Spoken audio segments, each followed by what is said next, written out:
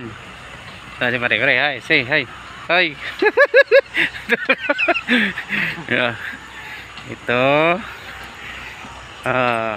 Bibili kami ng 23 na manok. Kadamo. Ayan yun oh, mga bungon. Kadamo din yan, pre. Kadamo. Ayan na. Ay manukan. Ito tayo. Ayan, nagnanakaw na naman sila ng bayabas. Op.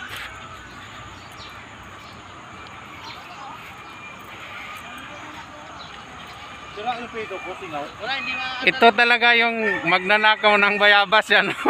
Naningkamot. Yan, may nakapasok na namang tagalabas sa farm ko. Yan. Ubos Ah. yung tagalabas ko. Ayan ang kalawak ng farm. Ayan yung leader ng ano. Oh, yung dalawa ano kayang plano nito? Hanggang ka lang pipicturean kita. Yan oh. Labi ko dyan. Yung kalawak. Oops. Pabundukan.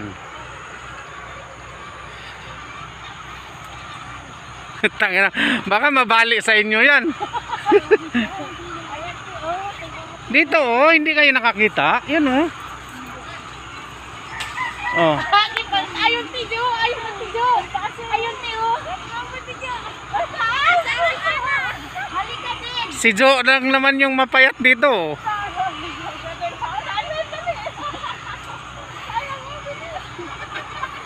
Yan. Ayan.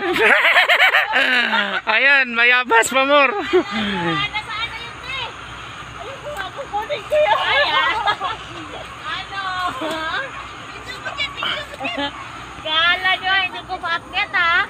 Oops. Ayan eh. Akala mo te. Ayan ti Jo. Saya mo. Ayan na.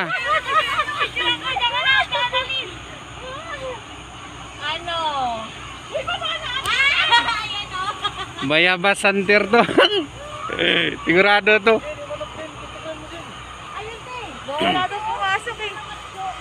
Bawal daw. Mawala yung atin to. Nabili ko na kaya to. Namali mo na. Pero magkano yung bili sa farm mo na, bre? Umaabot siya ng mga 6.5 million. Kasama na yung house and lot. Mayroon pa sa kabilang bill. Yung bayabas hindi kasama. Dali anak. Kala mo Kasakala ko sa kuya yung Ayan oh, hindi daw. negotiate pa namin kung paano presyohan